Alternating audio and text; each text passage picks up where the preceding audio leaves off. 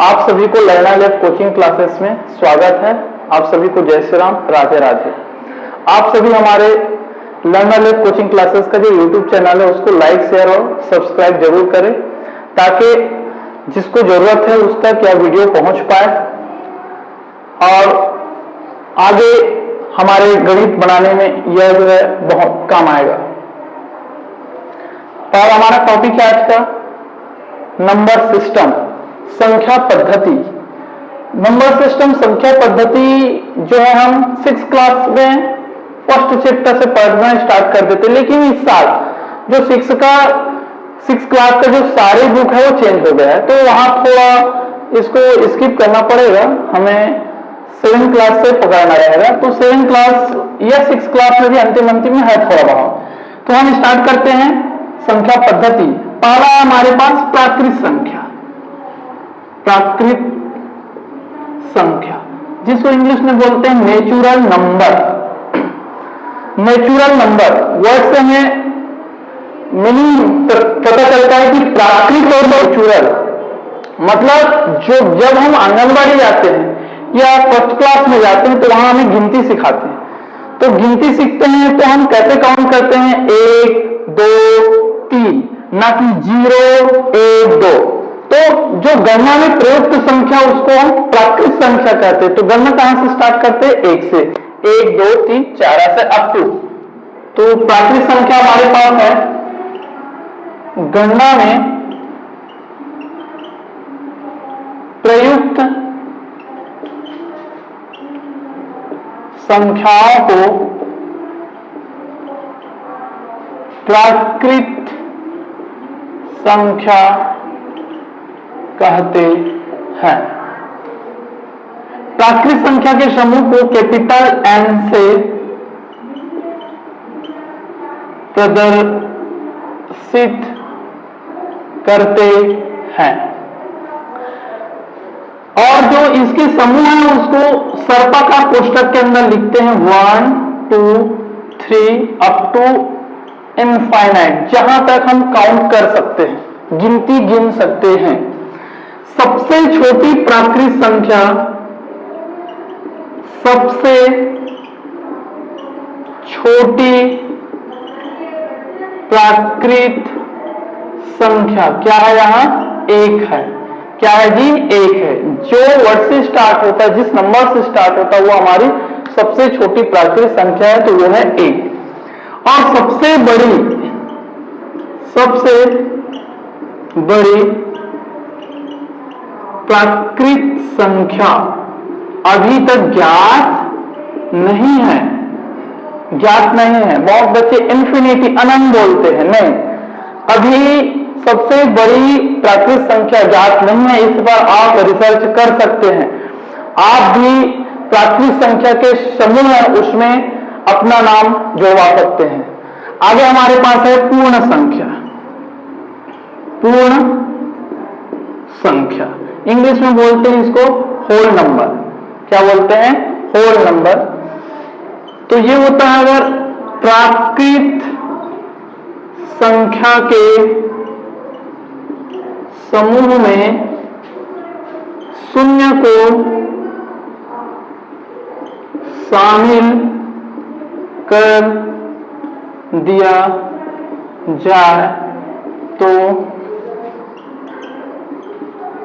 वह समूह पूर्ण संख्याओं का समूह कहलाता है। पूर्ण संख्याओं के समूह को W से प्रदर्शित करते हैं और इसके समूह को शून्य से स्टार्ट करेंगे, सर्पाकार ब्रैकेट के अंदर 0। ये हमारे पास प्राकृत संख्या का समूह। इसमें अगर हम 0 को शामिल कर देंगे तो 0 कहीं भी जाके शामिल नहीं होगा, 0 1 के पहले शामिल होगा। वह 0 के बाद आता है 1 2 3 अप टू, ये भी आपके पास इनफाइनाइट अनंत तक चलेगा। यहां सबसे छोटी पूर्ण संख्या क्या है अपने पास, 0 है। सबसे छोटी पूर्ण संख्या क्या है? शून्य है।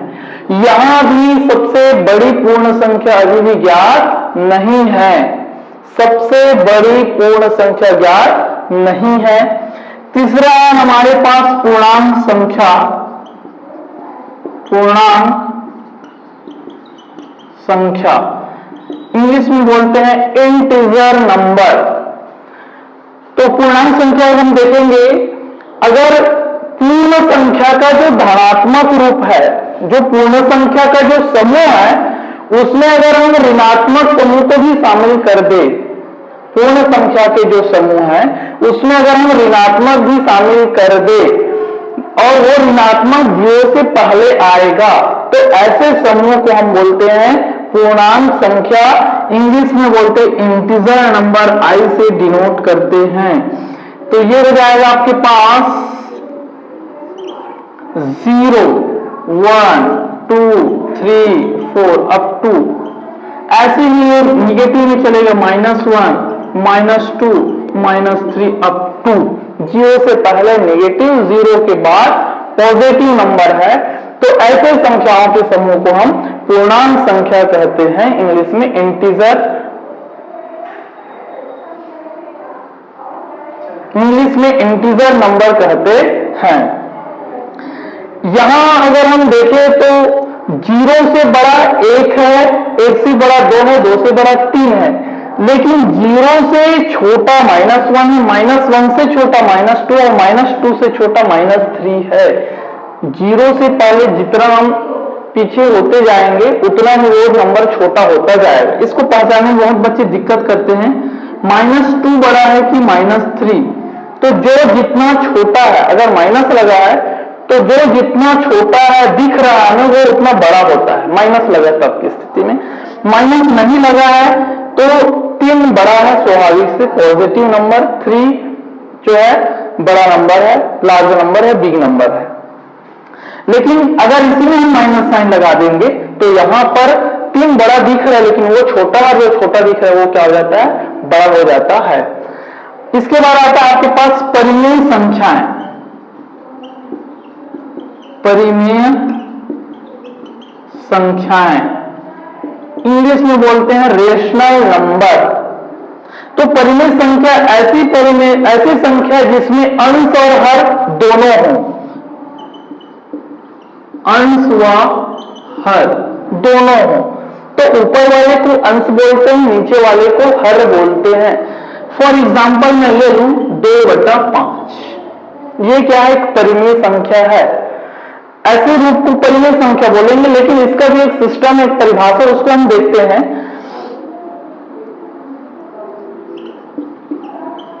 जिसमें अंश व हर हो तथा हर शून्य ना हो, ऐसी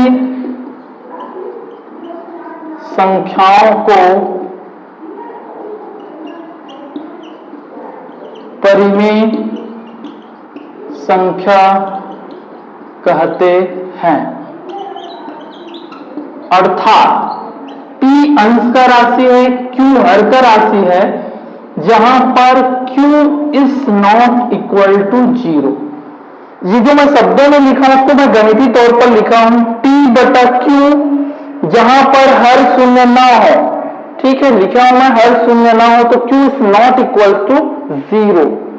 ऐसे संख्याओं को परिमेय संख्या कहते हैं और इन सभी संख्याओं के समूह को हम वास्तविक संख्या कहते हैं। 9th क्लास के अध्याय 2 के पहले प्रश्न वाले में ही हमारे पास एक क्वेश्चन है, उसको हम एक लेके चलते हैं। वो क्वेश्चन बोलता है ऐसी संख्या जो परिमेय संख्या है लेकिन पूर्ण संख्या नहीं है। ऐसी संख्या जो पूर्ण संख्या प्राकृत संख्या है लेकिन पूर्ण संख्या नहीं है। तो यहां पर देखो ऐसा कौन सी संख्या है जो प्राकृत है लेकिन पूर्ण नहीं है? तो वो हमें स्वाभाविक दिख रहा है 0 ऐसा है जो प्राकृत में नहीं है लेकिन पूर्ण है। तो हमारा आंसर क्या हो जाएगा 1 2 3 अप टू आगे, या आप डायरेक्ट लिख सकते हो 1, एक आंसर बता सकते हो 1 करके। ठीक है, ऐसे ही 9th क्लास के पहले चैप्टर में और क्वेश्चन, उसको हम अगले वीडियो में देखेंगे। आज हमारा क्वेश्चन नंबर सिस्टम का यहीं तक है। आप सभी वीडियो अच्छा लगता है तो चैनल को लाइक शेयर और सब्सक्राइब जरूर करें। समझ नहीं आता है तो कमेंट करें और उस डाउट को हम क्लियर करेंगे। धन्यवाद।